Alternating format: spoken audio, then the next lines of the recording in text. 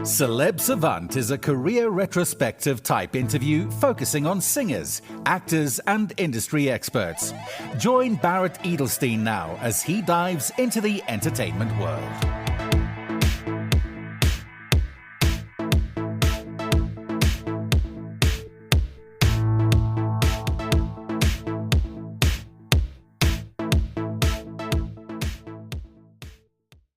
Angélique Kidjo is a Beninese French singer-songwriter, actress, and activist noted for her diverse musical influences and creative music videos.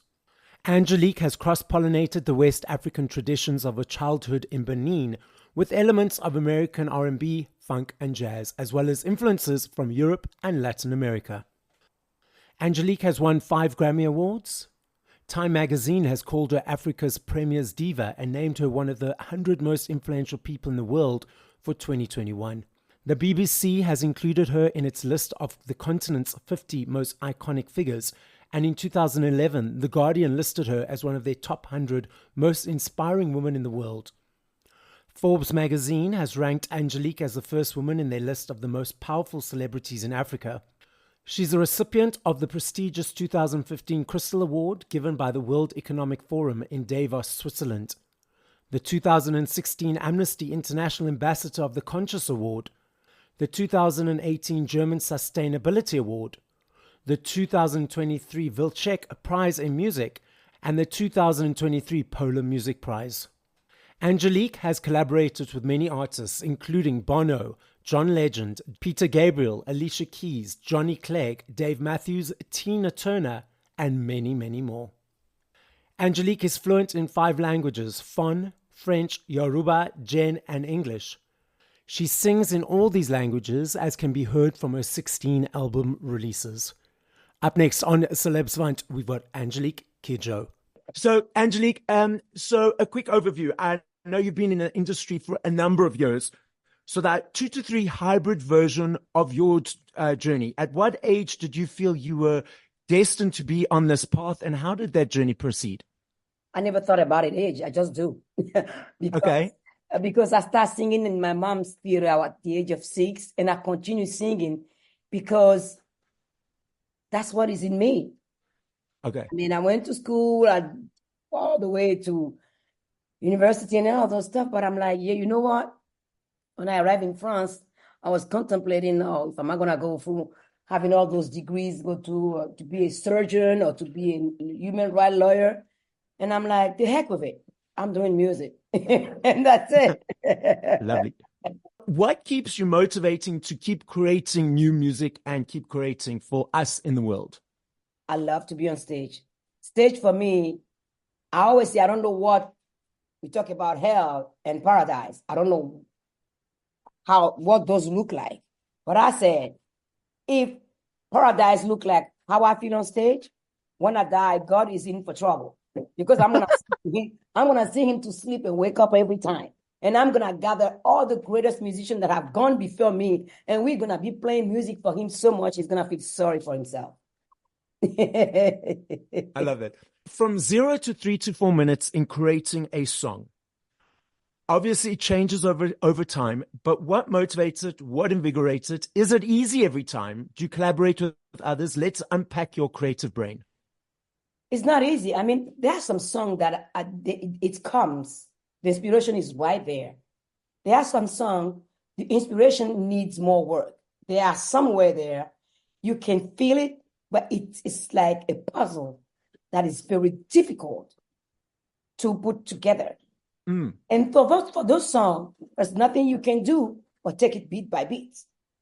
Okay. And you put those puzzles together until the eureka moment happens and you go, oh, that's what was in there that I didn't know how to unravel. Sometimes it never happens. And you leave it aside, you put it there, and one day you listen to something else and you touch up on it, and then bingo, you got it. And that's the power of inspiration. No one have any power on it. You cannot decide when it comes, how it's going to come. No one. You can be whatever you want. And that's the beauty of it. It's the only thing. Even with the AI, AI replicate what we put there. But to be inspired, an AI cannot be inspired. He just replicates the algorithm that we put in there. And that is where a lot of things, for me, make meanings. You do not really settle for little.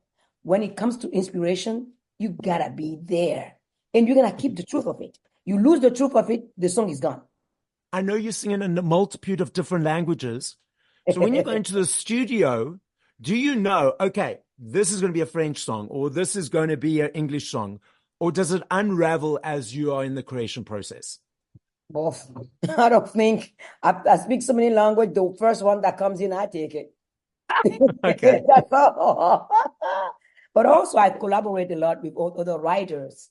Throughout the year, I've been working with, especially since the last album, I've been working with a young singer-songwriter from Zimbabwe called Shungudzo. It's something else. You start a conversation, it turned into a song. And I already had a lot of stuff ready. She came home. I'm like, this is the music I'm working on. This is the beats I'm working on. And bingo, we find the word. So. Okay, that makes sense. You've referenced the new music. So let's unpack it. Tell us more about it. What's coming up? What inspired all the new stuff? Well, there is a single that is out. It's called Sunlight to My Soul, written by Diane Warren. Diane Warren is a really great songwriter. And she said to me when I arrived to meet her, she said, I have a song for you. And we record that song that same day. And for me, it's always, my collaboration is always, what can I learn? What can the person learn? How can my continent, the music and the musician, the producer from my continent, how can they participate? So I recorded the song, and then the music was okay. The beats was not all right for me. So I sent it to Chizzy. And Chizzy said, Mom, this is the hardest thing ever. I said, you better work at it. You got to give me something. And he gets it. So Sunlight to My Soul is produced by Chizzy on a beat that he creates from what was already existing there. And it makes, for me, it's an amazing song. And it's a song that is timely. Because the time we're living in now, it's like everybody forget that there's something called love. Everybody's riding the train of hate. I'm like, I'm not going to get into that train. The train of love. Come on, listen to me here. Sunlight to my soul is love. You want love, come to this train. So that's it. And is this going to be an accumulation of a new album? Yes, the album is due February. Okay, lovely. So I'm that person. I love me a CD. I still budget for my CDs every month. I love the aesthetic of the holding. For me, it's an energy exchange to you guys to say thank you for all the hard work you participate in creation. I'm unsure if you're aware that CDs, vinyls, and even cassettes are on an upward trajectory again. But we also have streaming platforms that people consume music on. What are your observations of the landscape at the moment? I think that all of those things that you name should be available. We need to give people the choices the way they want to listen to music. One form of just proposing one way of listening to music, for me, is not democratic. Yes. It's shoving something on your throat. You like it or not, that's where you're going to get it. Yeah. But we have cassette, CD, and vinyl. I'm in completely with the streaming platform. We got to have all those things. There are some people that still love to buy the CDs, the vinyl, the cassettes. We can do it. We do it. That's all I stand for. Anything possible that can make the journey of listening to music and participating in music, I'm in. Absolutely, me too. I love this game. I know if I had to ask you this question in 1 minute, 2 minutes, 10 years, I know your answer will be different every time simply because there are millions of them. I understand that and I recognize that. I'm not saying favorite. I'm saying top of mind. If you had to push play to 5 songs by other artists, what would those 5 songs be and by whom? Whoa. There's one song of Leonard Cohen called Anthem. One Love from Bob Marley. And from Miriam, I'm going to say whatever. But I mean, I don't know. I can't pronounce it. It's the song. Basheri bonke ti longweni. Basheri bonke kwano tonto. That song. That's one of the things that I like. Salif Keita Folon, of course. From the Rolling Stone, Give Me Shelter. Okay. I think that's 5. Okay, that's it. Because That's fine. Lovely. I can go on and go on for you. I can also. So, Angélique, the podcast is listened to throughout the world. As a final message, what would you like to say? My final message to everybody is, I know a lot of things are wrong in our society, and we need to work for equality to become an evidence and part of the political landscape. But we have to work together to build it. Going to the extreme and hanging on to hate, there's no solution. There's no future in it. I don't believe in violence. I believe in us. I don't believe in I. And if we do not think that we have to do something to protect our planet, our political system, to leave something for the young generation to build upon, to never go back to hatred and violence, there's no meaning to be living today and calling ourselves human beings. We've lost so many people during the First World War and the Second World War. I'm not willing to lose anybody's life anymore on the Third World War for some people's ego. Exactly. Let us be critically thinking, weighing what we have to lose and what we have to gain. What is good? Building is complicated. It demands time, it demands collaboration, it demands smartness, it demands patience. Nothing that comes easy lasts long. No child is born the day it conceived.